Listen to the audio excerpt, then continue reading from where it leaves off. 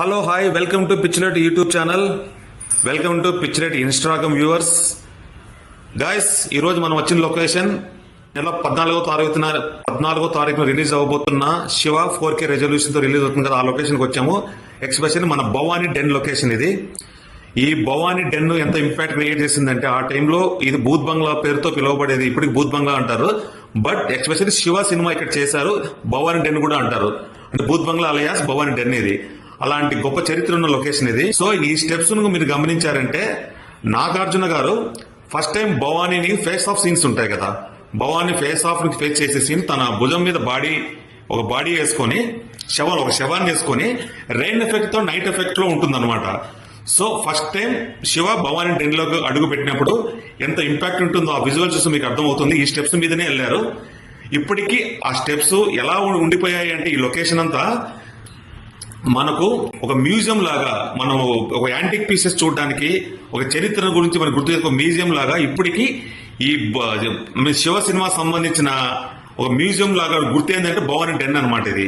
So ప్రతి ఒక్కరు హైదరాబాద్కు వచ్చి ఈ శివ సినిమా డెన్ కోసం వెతుక్కుంటూ రావాల్సిన గొప్ప చరిత్ర ఉన్న లొకేషన్ ఇది. సో ఇదే లొకేషన్ లోనే నాకు నానాజీ క్యారెక్టర్ ఉంది. నానాజీ క్యారెక్టర్ వచ్చేసి కొన్ని ఎక్స్టీరియర్ షాట్స్ వాడారనమాట. సో ఇంత గొప్ప చరిత్ర ఉన్న ఈ లొకేషన్ ఇప్పటికీ మన ఇండస్ట్రీలో ఇప్పటికీ చాలా బిజీగా ఉంది. ఎప్పుడు వెళ్ళినా సరే శివ సినిమా చేసిన భవానీ డెన్ కదా భూత్ బంగ్లా అంటారు లొకేషన్. ఆ గల్లీలో చిన్న పిల్లల దగ్గర ఎవరైనా సరే ఇప్పటికీ అంత మైండ్ లో మెడ్ చేయి కూర్చొని ఉంది అనమాట. హైదరాబాద్ కు చార్మినార్ ఎలాగో, రామోజీ ఫిల్మ్ సిటీ ఎలాగో, ఈ జూబ్లీ హిల్స్ ఏరియాలో ఉన్న లొకేషన్ భవానీ డెన్ లొకేషన్ భూత్ బంగ్లా అంటారు దీన్ని.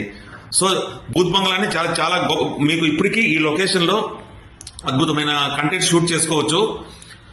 సో ఇది ఇక్కడి నుంచి నాగార్జున గారు భుజం మీద బాడీ వేసుకొని rain effect ambassador car entry చూడండి, ఈ సెటప్ నుంచి వెళ్ళిందనమాట.